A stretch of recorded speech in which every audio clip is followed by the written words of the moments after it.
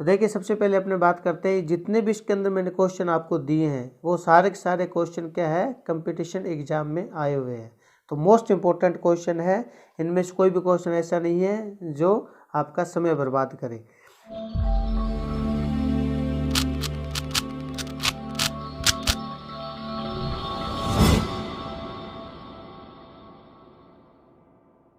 तो अपने सबसे पहले बात करते हैं, नंबर 1 क्वेश्चन है, साधारण कैलिपर द्वारा मापा जाता है। साधारण कैलिपर, देखिए आउटसाइड कैलिपर, इनसाइड कैलिपर, इनकी बात कर रहे हैं अपने। तो साधारण कैलिपर इसके द्वारा मापा जाता है, क्या मापा जाता है, प्रत्यक्ष माप या अप्रत्यक्ष माप मापी जाती है। तो देखिए आउटसाइड कैलिपर के द्वारा आप जो माप मापते हो वह अप्रत्यक्ष माप होती है। कौन सी माप होती है, अप्रत्यक्ष माप होती है। उसके द्वारा आप डायरेक्ट नहीं बता सकते कि आप 10 mm आपने माप ली है, चेक की है, या 50 mm चेक की है। तो ये एक प्रकार का अप्रत्यक्ष मापी औजार है, ध्यान रखना, ठीक है। तो अप्रत्यक्ष माप मापा जाता है साधारण कैलिपर के द्वारा। कंप्लीट है। अब देखिए अपने बात करते हैं नेक्स्ट क्वेश्चन की, साधारण कैलिपर किस धातु के बने होते हैं। साधारणतः कैलिपर हमेशा माइल्ड स्टील से बनाकर उसके जो फेस है उनको केस हार्ड किया जाता है, ध्यान रखना, ठीक है। कैलिपर की बात करें, हाई कार्बन स्टील के नहीं बने होते, कास्ट आयरन के भी नहीं बने होते, स्टेनलेस स्टील के भी नहीं बने होते, माइल्ड स्टील से बनाकर इनको केस और हार्ड किया जाता है, ध्यान रखना, ठीक है। माइल्ड स्टील को हमेशा केस और हार्ड ही अपने करते हैं, हार्ड और टेम्पर नहीं करते। क्यों नहीं करते, क्योंकि उसके अंदर कार्बन की प्रतिशतता कम होती है, इसीलिए अपने उसका हार्ड और टेम्पर नहीं कर सकते। चलते हैं नेक्स्ट क्वेश्चन पर। नेक्स्ट क्वेश्चन है, कौन से कैलिपर को रिवेट और वाशर के द्वारा जोड़ा जाता है। कौन से कैलिपर को रिवेट और वाशर के द्वारा जोड़ा जाता है। तो देखिए रिवेट और वाशर का प्रयोग हमेशा फर्म जॉइंट कैलिपर पे होता है। किस पे होता है, फर्म जॉइंट कैलिपर पे होता है। क्यों होता है फर्म जॉइंट कैलिपर पे, क्योंकि इनको दोनों जो लेग होती है आउटसाइड या इनसाइड कैलिपर की, या फिर अपने जेनी कैलिपर की, किसी भी कैलिपर की आप ले लीजिए, तो इनको रिवेट और रिवेट के द्वारा, वाशर के द्वारा जोड़ा जाता है, ठीक है, फर्म जॉइंट कैलिपर में। बट जॉइंट कोई कैलिपर है ही नहीं है, स्प्रिंग जॉइंट में स्प्रिंग के द्वारा अपने पास जोड़ा जाता है ना। तो इसका अपने पास आंसर है फर्म जॉइंट कैलिपर। तो देखिए नेक्स्ट क्वेश्चन है अपने पास आता है, होलो पंच का प्रयोग होता है। होलो पंच नाम से पता चलता है होलो यानी कि खोखला पंच है। तो देखिए इसका क्वेश्चन बहुत बार एग्जाम में आया हुआ है। खोखले पंच का प्रयोग हमेशा पतली शीटों में से वाशर को काटने के लिए किया जाता है, गर्म लोहे में सुराख करने के लिए नहीं किया जाता, ध्यान रखना। ये कई बार इसमें कन्फ्यूजन हो जाते हो आप, ठीक है। सेंटर ज्ञात करने के लिए भी नहीं होता।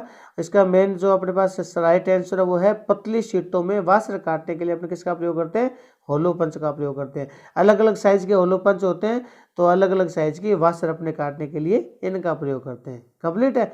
चलते हैं नेक्स्ट अपने पास क्वेश्चन पर, एंगल प्लेट किस धातु की बनी होती है। देखिए एंगल प्लेट की बात कर रहे हैं। एंगल प्लेट आपको नाम से पता चल गया होगा कि जॉब को सहारा देने के लिए अपने एंगल प्लेट का प्रयोग करते हैं, और ये कई प्रकार की होती है ना, स्लोटेड एंगल प्लेट है, सॉलिड एंगल प्लेट है, एडजस्टेबल एंगल प्लेट है, कई प्रकार की होती है। तो यहाँ अपने बात करते हैं सिर्फ उनके धातुओं की। तो देखिए एंगल प्लेट हमेशा क्लोज ग्रेन कास्ट आयरन या फिर कास्ट आयरन की बनी होती है। किसकी बनी होती है, कास्ट आयरन की बनी होती है। माइल्ड स्टील की नहीं बनी होती, हाई कार्बन स्टील से भी अपने नहीं बनाते, रोट आयरन से अपने नहीं बनाते, किससे अपने बनाते हैं, कास्ट आयरन से। ध्यान रखना, इसका राइट आंसर है कास्ट आयरन। चलते हैं अपने नेक्स्ट क्वेश्चन के अंदर। तो देखिए नेक्स्ट क्वेश्चन क्या कह रहा है, एंगल प्लेट में झिरियाँ कटी होती है, इन्हें इसलिए बनाया जाता है। पहले हमेशा आप क्वेश्चन को पढ़िए, बढ़िया तरीके से पढ़िए। आपको लगता है कि आप क्वेश्चन को समझ रहे हो तभी उसका जवाब दीजिए, ठीक है। एंगल प्लेट में झिरियाँ क्यों कटी होती है, स्लोटेड एंगल प्लेट की बात कर रहे हैं, ठीक है। स्लोटेड एंगल प्लेट के अंदर ही झिरियाँ कटी होती है। इसका बहुत ज़्यादा कन्फ्यूजन है लोगों के अंदर, भार कम करने के लिए, जॉब को नट बोल्ट द्वारा क्लैंप करने के लिए, सुंदरता के लिए। तो इसका जो राइट आंसर है वो देखिए अपने पास होता है, जॉब पर नट और बोल्ट के द्वारा क्लैंप करने के लिए अपने इसका प्रयोग करते हैं, ठीक है। भार कम करने के लिए प्रयोग नहीं करते। कई स्टूडेंट है जो बोलते हैं कि सर भार कम करने के लिए हम अपने इसका प्रयोग करते हैं, गलत है ये। जॉब को नट और बोल्ट के द्वारा क्लैंप करने के लिए अपने स्लोटेड यानी कि जो झिरियाँ कटी होती है इनका अपने प्रयोग करते हैं। तो देखिए मैंने कई बार आपको बता चुका, पहले मैं आपको बताया मैं अपने टेस्ट सीरीज के अंदर टोटल आपको वही क्वेश्चन दूंगा जो आज तक के कंपटीशन एग्जाम में आए हुए हैं। तो अभी अपना जो चैप्टर चल रहा है वो चल रहा है अपने पास है मापक औजार, ये ठीक है। तो मापक औजार से रिलेटेड जो भी अपने पास टूल होगा तो उसके रिलेटेड मैं क्वेश्चन आपको बना के दूंगा। अब देखिए नेक्स्ट क्वेश्चन अपने पास आता है, वर्कशॉप सरफेस प्लेट की परिशुद्धता कितनी होती है। ठीक है, ये डीआरडीओ के अंदर आया हुआ एग्जाम है, क्वेश्चन है। तो वर्कशॉप सरफेस प्लेट, सबसे पहले आपको पता होना चाहिए कि सरफेस प्लेट कितने प्रकार की होती है, 3 प्रकार की होती है ना। वर्कशॉप सरफेस प्लेट, फिर अपने पास आता है इंस्पेक्शन सरफेस प्लेट, फिर आता है मास्टर सरफेस प्लेट। 3 प्रकार की होती है और उनकी परिशुद्धता भी अलग अलग होती है। ठीक है, तो सबसे पहले याद रखने के लिए मैं आपको बता देता हूँ, इसका जो अपने पास आंसर है वो आता है 0.025 mm हमेशा। ठीक है, याद रखना इसका राइट आंसर है।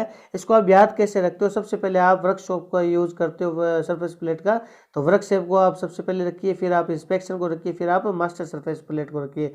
क्यों? क्योंकि मास्टर सबसे अधिक क्वालिफाइड है ना, मास्टर को ज़्यादा नॉलेज होता है, तो मास्टर सरफेस प्लेट आप लास्ट में रखिए। अब सबसे पहले आप वर्कशॉप सरफेस प्लेट की परिशुद्धता रखिए, 1 0 लगाइए। 0.025 मतलब कि 25 के पहले एक ही जीरो है, तो 0.025 किसकी परिशुद्धता हुई, वर्कशॉप सरफेस प्लेट की। यदि 0.0025 है मतलब 2 जीरो लगा देता हूँ तो वो किसकी परिशुद्धता हुई है अपने पास, इंस्पेक्शन सरफेस प्लेट की।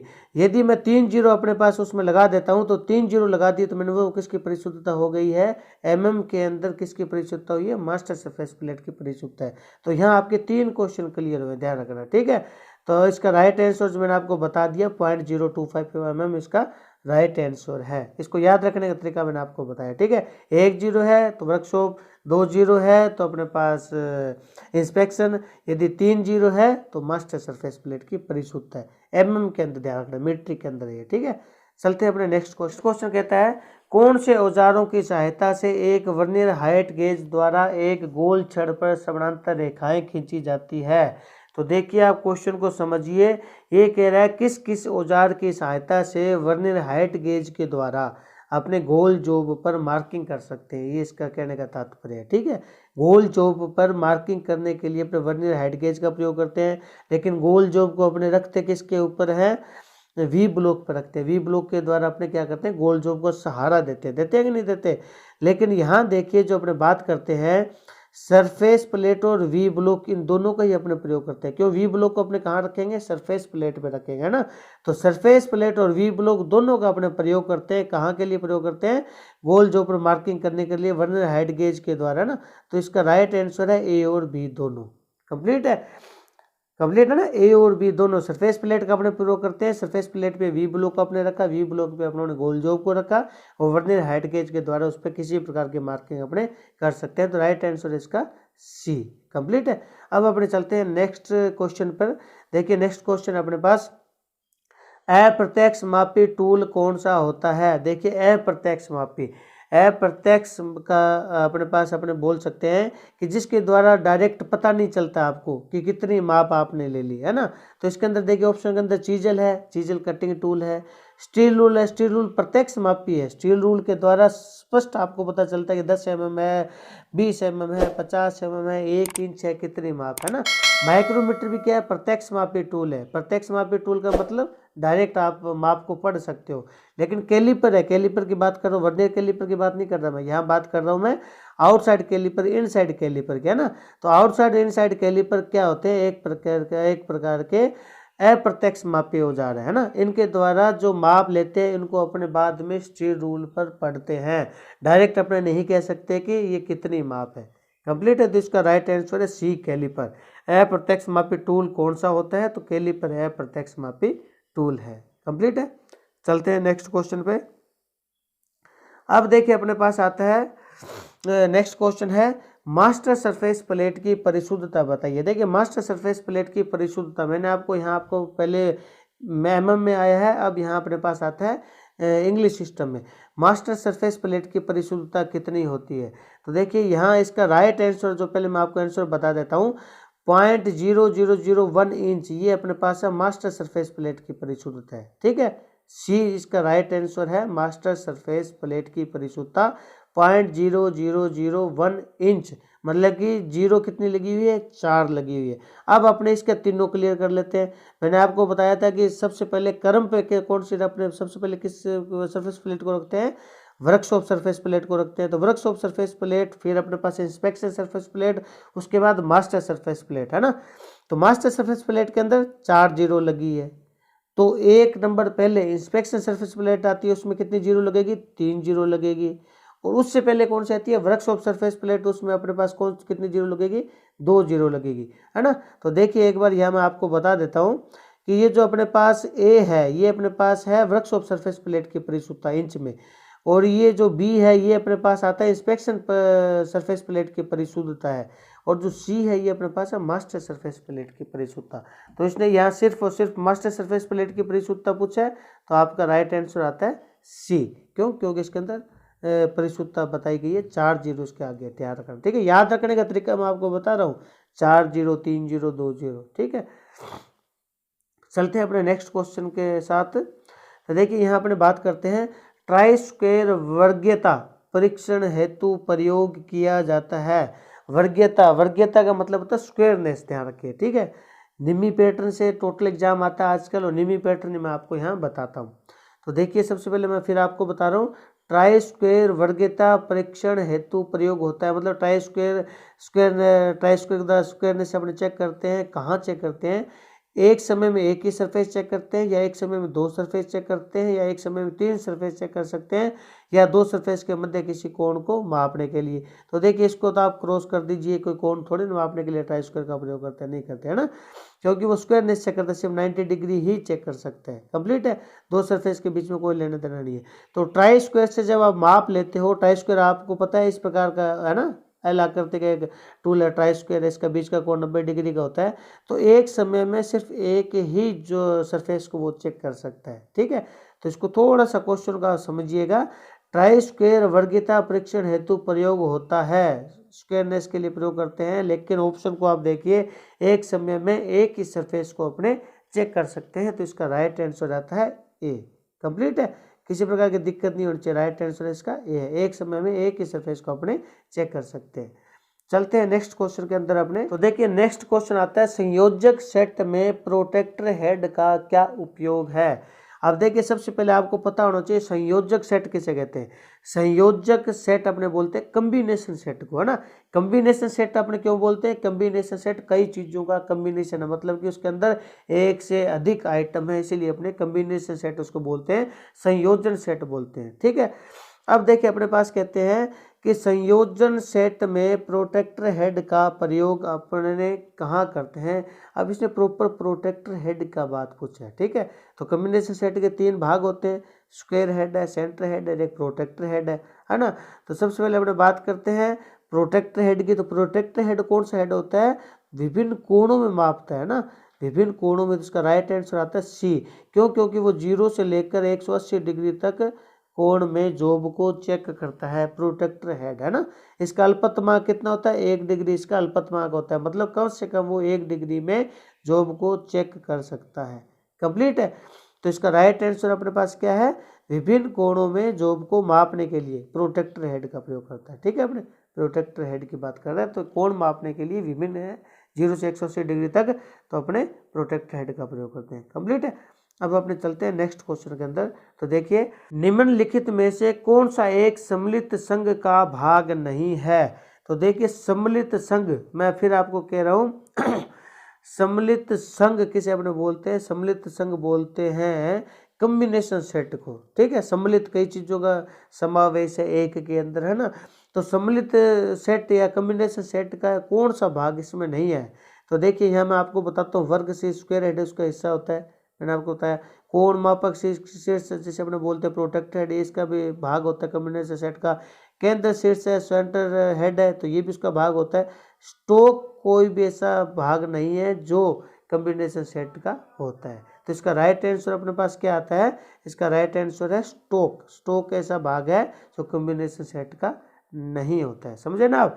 कम्युनिटी सेट के 3 भाग होते हैं, एक स्केल मान लीजिए 4 होते हैं, तो लेकिन इसके अंदर स्टोक ऐसा कोई भी भाग नहीं है जो कम्युनिटी सेट का होता है। तो इसका राइट आंसर है सी, स्टोक। चलते हैं अपने नेक्स्ट पे।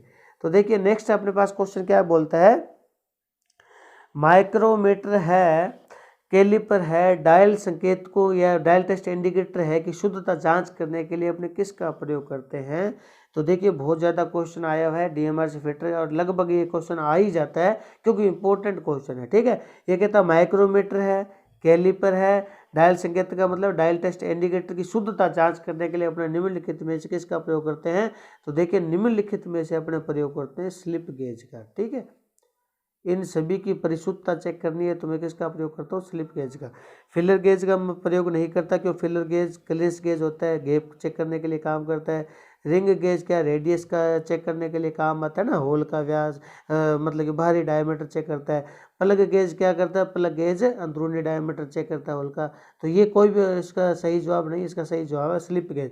स्लिप गेज का प्रयोग माइक्रोमीटर, कैलिपर और डायल टेस्ट इंडिकेटर की परिशुद्धता जांच करने के लिए अपने इसका प्रयोग करते हैं। तो देखिए आपका एक क्वेश्चन के अंदर 3-3, 4-4 क्वेश्चन आपके मैं क्लियर करवा रहा हूँ। तो किसी प्रकार की कोई समस्या होता है आप कमेंट बॉक्स में कमेंट करके आप जरूर पूछ सकते हैं ना। साथ साथ में आपके स्क्रीन पर डायल टेस्ट इनका जो भी है मतलब कि डायग्राम आपके पास आ रहा है, आपको पता चल रहा है ना। तो चलते हैं नेक्स्ट क्वेश्चन के ऊपर अपने। तो देखिए अपने नेक्स्ट क्वेश्चन है संयोजन सेट का उपयोग बताएं। संयोजन सेट यहाँ देखिए वापस आ गया है। संयोजन सेट किसे बोलते हैं? कॉम्बिनेशन सेट को बोलते हैं। किसको बोलते हैं? कॉम्बिनेशन सेट का प्रयोग कहाँ पर होता है? तो देखिए लेआउट कार्य में कॉम्बिनेशन सेट का प्रयोग होता है, बिल्कुल होता है सर जी। मापन करने के लिए माप करने के लिए अपने कॉम्बिनेशन सेट का प्रयोग करते हैं, बिल्कुल करते हैं। कोण को चेक करने के लिए अपने प्रयोग करते हैं, बिल्कुल करते हैं। तो इसका जो राइट आंसर है वो सभी के लिए, राइट आंसर इसका क्या है अपने पास? सभी के लिए डी इसका राइट आंसर। ठीक है, सभी का प्रयोग अपने कॉम्बिनेशन सेट के द्वारा कर सकते हैं। चलते हैं नेक्स्ट क्वेश्चन पर। देखिए नेक्स्ट क्वेश्चन आता है अपने पास ट्राई स्क्वायर का प्रयोग किया जाता है। तो देखिए अपने पास बात करते हैं अपने ट्राई स्क्वायर का प्रयोग कहाँ किया जाता है। तो इसका देखिए अपने पास सरफेस की समतलता जांचने हेतु, सरफेस की वर्गता जांच करने हेतु, सीधाई की जांच हेतु कोई नहीं। अब देखिए इनका आपको अर्थ पता होना चाहिए। सरफेस की समतलता जांचने के लिए, सरफेस समतल है कि नहीं है, इसका प्रयोग करने के लिए अपने ट्राई स्क्वायर प्रयोग करते हैं, बिल्कुल नहीं करते। सीधाई की जांच करने के लिए मतलब सरफेस सीधी है या नहीं है, स्ट्रेट है या नहीं है, इसकी जांच करने के लिए प्रयोग करते हैं कि नहीं करते अपने, है ना। उसके बाद कोई नहीं, इसका मतलब नहीं है। तो अपने किसका प्रयोग करते हैं, किस लिए प्रयोग करते हैं ट्राई स्क्वायर का? सरफेस की स्क्वायरनेस जांचने के लिए, है ना। तो ये अपने पास इसका राइट आंसर है बी, सरफेस की वर्गता जांचने के लिए, स्क्वायरनेस जांचने के लिए अपने ट्राई स्क्वायर का प्रयोग करते हैं। बहुत ज़्यादा इंपॉर्टेंट क्वेश्चन है। ठीक है, चलते हैं नेक्स्ट क्वेश्चन पर। फिलर गेज का दूसरा नाम बताइए। देखिए फिलर गेज का मैंने आपको बताया, ये गेज कई प्रकार के होते हैं, इनके आपको दूसरे नाम जरूर पता होना चाहिए। फिलर गेज का दूसरा नाम होता है क्लियरेंस गेज। क्या होता है? क्लियरेंस गेज अपने बोलते हैं। ठीक है, या फिर इसको अपने थिकनेस गेज भी अपने बोल सकते हैं, ध्यान रखना। ठीक है, तो क्लियरेंस गेज का क्या काम होता है? दो मैचिंग पार्टों के बीच में जो गैप होता है उसको चेक करने के लिए। फिलर गेज का काम क्या होता है? यही काम होता है। और थिकनेस गेज का काम क्या होता है? यही काम होता है। ठीक है, तो आप ध्यान रखना, क्लियरेंस गेज फिलर गेज का दूसरा नाम राइट आंसर है। ठीक है, बी इसका राइट आंसर है। चलते हैं नेक्स्ट अपने पास क्वेश्चन पर। देखिए नेक्स्ट क्वेश्चन है एक छेद गेज द्वारा। देखिए छेद गेज अपने बोलते हैं स्मॉल होल गेज को। ठीक है, तो स्मॉल होल गेज से न्यूनतम आकार की जांच करने के लिए एक छेद है, मतलब स्मॉल होल गेज के द्वारा कम से कम किस साइज का अपने होल को चेक कर सकते हैं। तो आपको पता होना चाहिए, इसका राइट आंसर है 3.2 mm, है ना। क्यों? क्योंकि 3.2 mm से 12.7 mm तक अपने चेक कर सकते हैं, आपको ध्यान होना चाहिए। ठीक है, इसका राइट आंसर है 3.2 mm। स्मॉल होल गेज के द्वारा 3.2 से 12.7 mm तक के होल को मैं आसानी से चेक कर सकता हूँ। तो इसका राइट आंसर है बी। चलते हैं नेक्स्ट क्वेश्चन पर। अब देखिए अपने पास नेक्स्ट क्वेश्चन है SWG का प्रयोग इसके माप के लिए किया जाता है। SWG, देखिए SWG का आपको फुल फॉर्म पता होना चाहिए, स्टैंडर्ड वायर गेज। ठीक है, स्टैंडर्ड वायर गेज, जो वायर गेज होता है नाम से पता चलता है स्टैंडर्ड वायर गेज, इसका प्रयोग अपने कहाँ करते हैं। तो देखिए यहाँ अपने बात करते हैं वायर की जो मोटाई चेक करने के लिए अपन इसका प्रयोग कर सकते हैं। ठीक है, या फिर अपने क्या करते हैं शीट की मोटाई चेक करने के लिए अपने कहते हैं इतनी गेज की ये चादर है, ये इतने गेज की चादर है अपने बोलते हैं ना। तो गेज की अपने क्या चेक करते हैं? मोटाई चेक करते हैं। तो SWG के द्वारा अपने क्या करते हैं, या वायर की मोटाई या वायर का व्यास चेक करने के लिए और पतरे की मोटाई चेक करने के लिए, ये दोनों अपने पास इसका आंसर हो सकते हैं। लेकिन यहाँ अपने पास क्या है थ्रेड का प्रकार नहीं है, थ्रेड का पिच जांच करने के लिए नहीं है, वायर की लंबाई नहीं चेक करता, मैंने आपको बताया वायर का व्यास चेक करने के लिए करता है, ठीक है, तो ये भी नहीं है। तो यहाँ आता है सिर्फ पत्रे की मोटाई चेक करने के लिए अपने किसका प्रयोग करते हैं, SWG गेज का प्रयोग करते हैं। कंप्लीट है, चलते हैं नेक्स्ट क्वेश्चन की तरफ। टेपर रिंग गेज का प्रयोग इसके लिए होता है। अब देखिए अपने पास क्वेश्चन है टेपर रिंग गेज। अब देखिए सबसे पहले आपको नाम से पता होना चाहिए रिंग। रिंग जैसे मान लीजिए अपने जो हाथ में अपने छल्ला पहनते हैं, रिंग पहनते हैं, अंगूठी पहनते हैं, तो अंगूठी है छल्ला ये क्या चेक करेगा, हमेशा बाहरी तो व्यास चेक करेगा ना। पहली बात आपको ये नोट होना चाहिए, रिंग गेज किस प्रकार के माप लेता है या किसको चेक करता है, तो बाहरी व्यास को चेक करेगा। क्यों, छल्ला है, छल्ला हमेशा अंगुली का बाहरी व्यास ही तो बताएगा, है ना। तो रिंग गेज है तो बाहरी व्यास चेक करेगा। अब टेपर रिंग गेज का प्रयोग कहाँ होता है, तो देखिए बाहरी टेपर को जांचने के लिए, है ना, सीधा से इसका आंसर है। अंदरूनी टेपर को जांचने के लिए अपने नहीं प्रयोग कर सकते, टेपर के भीतर की जांच करने के लिए नहीं अपने कहते, बाहरी टेपर को जांचने के लिए अपने किसका प्रयोग करते हैं, टेपर रिंग गेज का प्रयोग करते हैं। यदि सिंपल रिंग गेज होता, टेपर नहीं है खाली रिंग गेज होता, तो वो बाहरी व्यास को चेक करने के लिए, ठीक है, कंप्लीट है। तो इसका राइट आंसर है टेपर रिंग गेज का प्रयोग अपने कहाँ करते हैं, बाहरी टेपर की जांच करने के लिए अपने टेपर रिंग गेज का प्रयोग करते हैं। राइट आंसर इसका ये। चलते हैं नेक्स्ट क्वेश्चन की तरफ। समझ आ रहा है ना आपको, किसी प्रकार की कोई दिक्कत हो तो आप कृपया कमेंट बॉक्स में कमेंट करके आप जरूर पूछ सकते हैं। इसी प्रकार मैं आपको अधिक से अधिक क्वेश्चन करवाने की कोशिश करूंगा, टॉपिक वाइज मैं आपको टोटल क्वेश्चन करवाऊंगा। इनके अलावा इस टॉपिक में कोई और क्वेश्चन नहीं बनते जो आज तक के एग्जाम में आए हुए, ध्यान रखना, ठीक है। तो नेक्स्ट क्वेश्चन अपने पास, साफ्ट बनाए गए एक फिनिश के व्यास की जांच की जा सकती है। अब देखिए यहाँ थोड़ा सा आपको ध्यान रखना है, क्वेश्चन आपको समझना है कि साफ्ट बनाए गए एक फिनिश के व्यास की जांच की जा सकती है।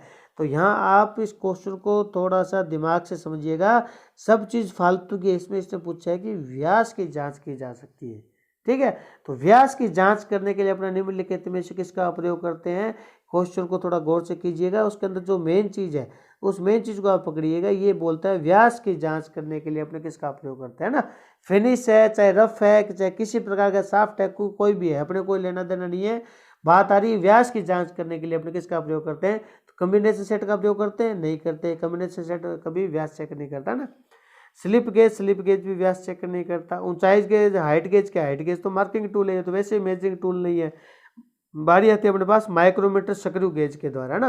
तो माइक्रोमीटर स्क्रू गेज का अपने प्रयोग कहाँ करते हैं, फिनिश के व्यास की जांच करने के लिए अपने इसका प्रयोग करते हैं ना। इसे अपने साधारण भाषा में माइक्रोमीटर भी बोलते हैं, ध्यान रखना। माइक्रोमीटर को स्क्रू गेज भी अपने बोलते हैं, ध्यान रखना, ठीक है। तो इसका जो राइट आंसर है वो डी है, माइक्रोमीटर स्क्रू गेज के साथ अपने क्या करते हैं, फिनिश के व्यास की जांच करने के लिए किए जाते हैं। देखिए एग्जाम के अंदर हमेशा आप ये ध्यान रखिएगा, एग्जाम के अंदर थोड़ा सा क्वेश्चन को डिफिकल्ट बनाया जाता है, उसकी लैंग्वेज अलग रखी जाती है, लेकिन आप यदि उस क्वेश्चन को 1 या 2 या 3 बार आप पढ़ोगे तो आपको पता चल जाएगा ये क्या चीज़ पूछ रहा है। बिल्कुल सिंपल सी चीज़ पूछ रहा है, कन्फ्यूज नहीं होना आपको, क्वेश्चन सही तरीके से समझ के फिर इसका जवाब देना है, ठीक है। चलते हैं अपने नेक्स्ट क्वेश्चन की तरफ। फिलर गेज का प्रयोग होता है। अब देखिए फिलर गेज, पहले शायद क्वेश्चन आया, ये फिलर गेज का प्रयोग होता है। फिलर गेज का दूसरा नाम आपने यहाँ क्लियर कर लेते हैं, क्लेश गेज भी कहते हैं ना, क्लेश गेज के बोलते हैं, थिकनेस भी अपने बोलते हैं ना। तो देखिए यहाँ अपने बात करते हैं फिलर गेज का प्रयोग कहाँ होता है, सतह उत्तल करने के लिए, सतह अवतल करने के लिए। भाई ये तो नहीं है ना, उत्तल और अवतल से कोई मतलब ही नहीं है, फिलर गेज का क्या है, सतह उत्तल और अवतल करने के लिए नहीं है। तो फिलर गेज हमेशा क्या करता है, गैप चेक करता है, दो मैचिंग पार्टों के बीच में जो क्लियरेंस है उसको चेक करने के लिए अपने फिलर गेज का प्रयोग करते हैं। तो इसका राइट आंसर अपने पास डी, ठीक है।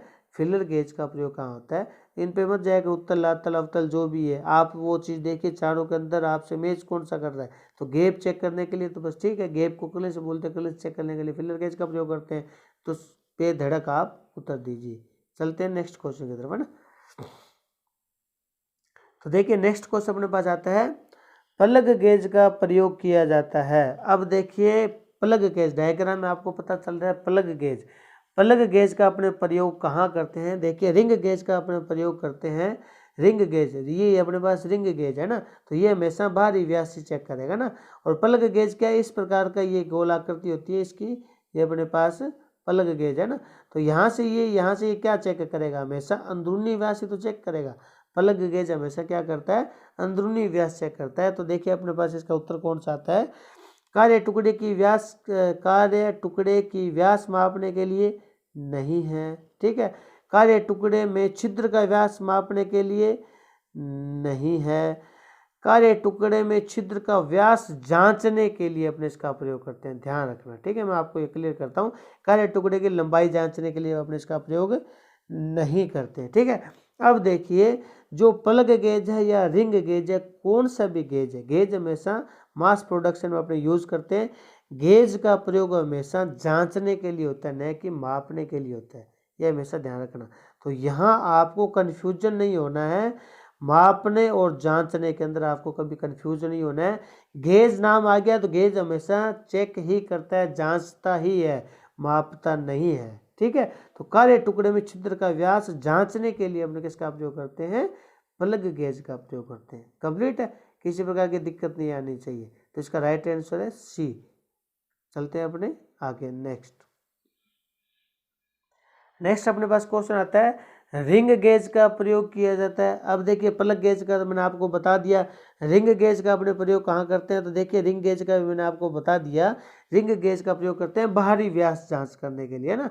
तो देखिए शाफ्ट अथवा स्टड का व्यास की जांच करने के लिए इसका अपने प्रयोग करते हैं ना। व्यास आ गया, ठीक है। छिद्रों की शुद्धता नहीं है, दो मेलिस्तों के बीच का अवकाश नहीं है, उपरोक्त सभी नहीं है। तो अपने पास मेन क्या है, शाफ्ट या स्टड के व्यास की जांच करने के लिए अपने किसका प्रयोग करते हैं, रिंग गेज का प्रयोग करते हैं। यदि यहाँ ए ऑप्शन के अंदर व्यास की जांच नहीं होता, व्यास के माप करना होता, तो उपरोक्त में से कोई भी नहीं होता, ध्यान रखना, ठीक है। मापता नहीं है कभी भी गेज हमेशा जांच ही करता है, ठीक है। तो इसका राइट आंसर है ए अपने पास है, शाफ्ट अथवा स्टड के व्यास की जांच करना, ये जांच करता है। चलते हैं अपने नेक्स्ट क्वेश्चन की तरफ। नेक्स्ट क्वेश्चन अपने पास आता है, स्नैप गेज का उपयोग है। अब देखिए स्नैप गेज का डायग्राम आपको स्क्रीन पे दिखाई दे रहा है। तो स्नैप गेज के द्वारा अपने क्या करते हैं, स्नैप गेज एक प्रकार का, ये अपने इसका मास प्रोडक्शन में अपने इसका यूज करते हैं ना। तो स्नैप गेज हमेशा क्या करता है, वो बाहरी अपने पास डायमीटर या अपने पास कहते हैं कि साइज चेक करेगा, चाहे वो शाफ्ट का व्यास हो, चाहे किसी का व्यास हो, चाहे मोटाई हो, कुछ भी हो, हमेशा स्नैप गेज बाहरी ही चेक करेगा, ठीक है। तो अपने पास क्या कहते हैं, ये कोण मापने के लिए स्नैप गेज का प्रयोग करते हैं, नहीं करते। झुकाव मापने के लिए नहीं करते। छिद्र का व्यास जांचने के लिए नहीं, छिद्र का व्यास अंदरूनी व्यास नहीं चेक करता, वैसे बाहरी चेक करेगा। तो शाफ्ट का व्यास जांचने के लिए अपने किसका प्रयोग करते हैं, स्नैप गेज का प्रयोग करते हैं, ठीक है। यदि ये आप, मैं काफ़ी टेस्ट सीरीज जारी करूंगा, यदि आप लगभग टेस्ट आप कंप्लीट कर लेते हो, एक टेस्ट के अंदर 30-35 कई बार 50 क्वेश्चन भी होते हैं, तो आपके टोटल टॉपिक वाइज आपके क्वेश्चन सारे कंप्लीट होते हैं, ध्यान रखना, ठीक है। तो आप प्रेम से समझिएगा इसको और प्रेम से आप जवाब दीजिएगा, आपके टॉपिक क्लियर होंगे। चलते हैं अपने नेक्स्ट क्वेश्चन की तरफ।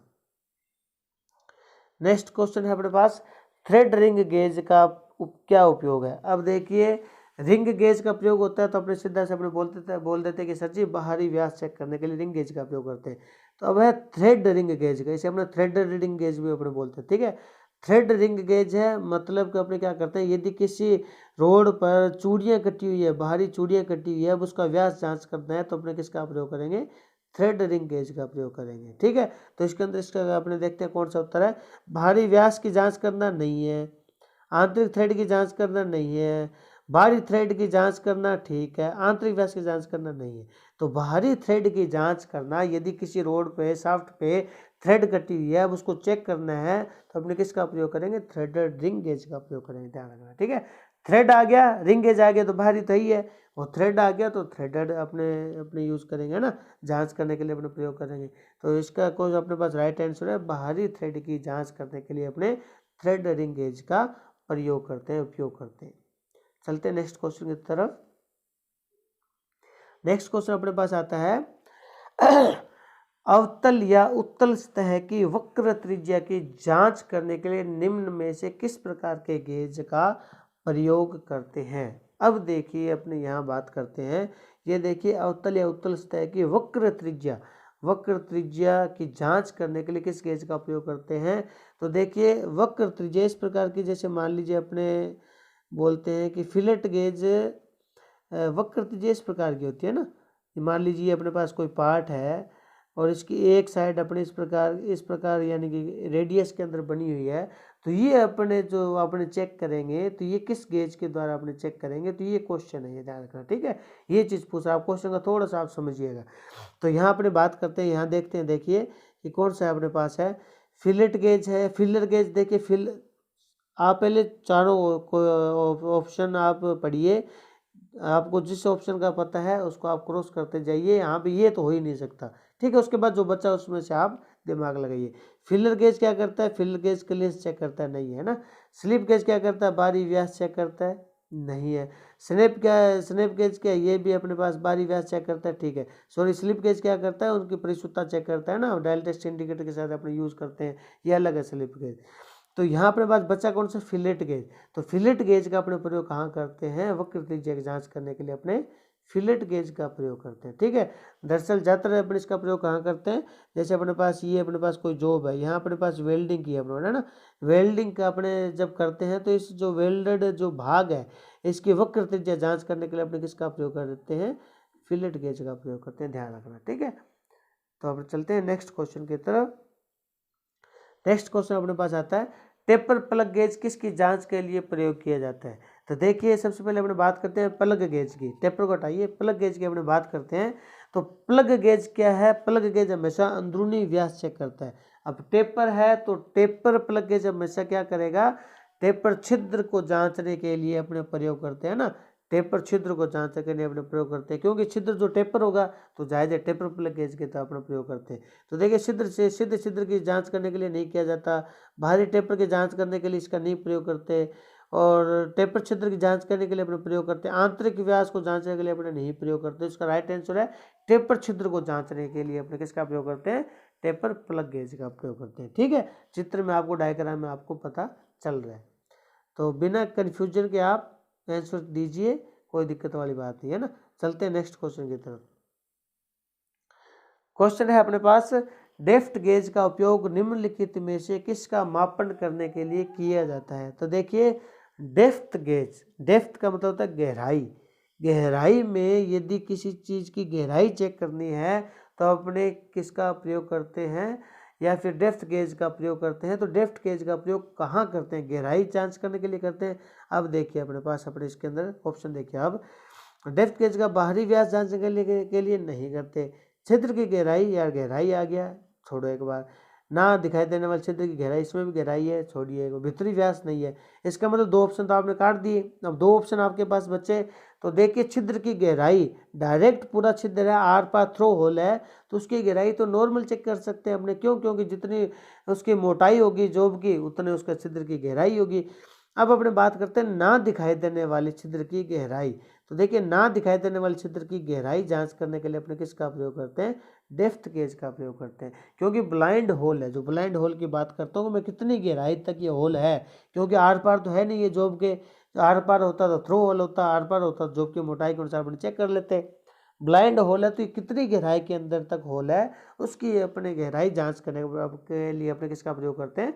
डेप्थ गेज का अपने प्रयोग करते हैं, ठीक है। चलते हैं नेक्स्ट क्वेश्चन पर।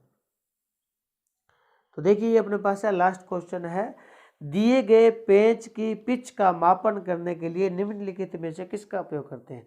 देखिए पेंच की पिच से कंफ्यूज नहीं होना आपको। पेंच की पिच से क्या मतलब होता है, ये अपने कह रहा है कि स्क्रू थ्रेड की पिच का मापने के लिए अपने निम्नलिखित में से किस गेज का अपने प्रयोग करते हैं, ठीक है। तो देखिए फिलर गेज का प्रयोग करते हैं, नहीं करते। थिकनेस गेज है तो अपने पास क्लेज चेक करेगा। वायर गेज का प्रयोग करते हैं, सर जी नहीं। वायर गेज का तो वायर का व्यास चेक करते हैं, यहाँ पे सीट की मोटाई चेक करने के लिए। रेडियस गेज सर जी नाम से पता चलता है, रेडियस चेक करने के लिए।